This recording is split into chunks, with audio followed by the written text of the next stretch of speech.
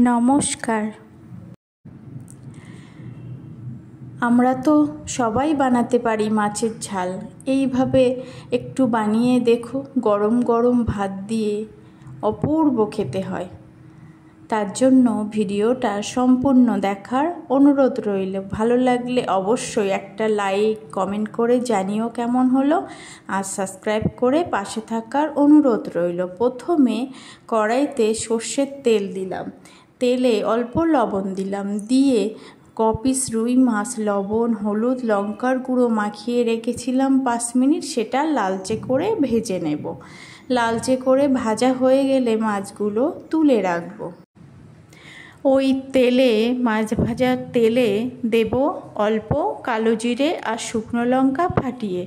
ফোড়নটা বেশ ভাজা ভাজা হলে ছোট্ট একটা পেঁয়াজ কুচি, 3-4টে কাঁচা লঙ্কা, একটা মোটা টমেটো কুচি দেব। এগুলো দিয়ে লো আঁচে এটাকে ভেজে নেব, যেন পেঁয়াজটা লালচে না হয় অথচ সিদ্ধ হয়ে যায়। এবার পরিমাণ বুঝে অল্প লবণ আর হলুদ আর লঙ্কার গুঁড়ো দেব, দিয়ে ঢেকে ঢেকে এটাকে ভেজে নেব। ঢেকে দেওয়ার ফলে টমেটোটা একদম নরম হয়ে আসবে।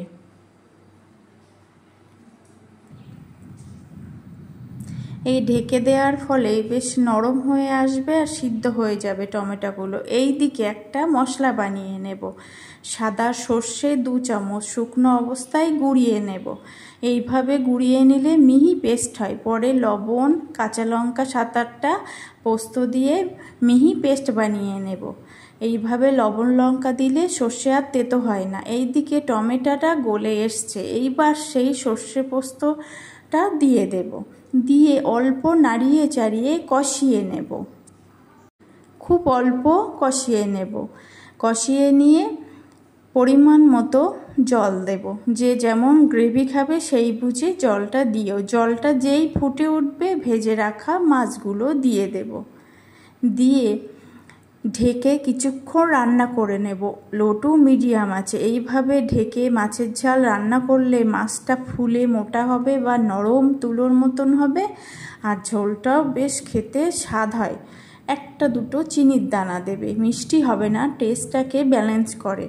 এবার শেষে কাঁচা লঙ্কা ফাটিয়ে দেব, লবণ ঝাল ছেঁকে, আর কাঁচা সর্ষের তেল ছড়িয়ে দেব। এইভাবে দিলে গরম ভাতে জাস্ট জমে যাবে, খেতে যে অপূর্ব লাগবে। এই কাঁচা সর্ষের তেল আর ঝালের জন্য তোমরা একবার হলেও বানিয়ে দেখো আর কমেন্টে জানিও।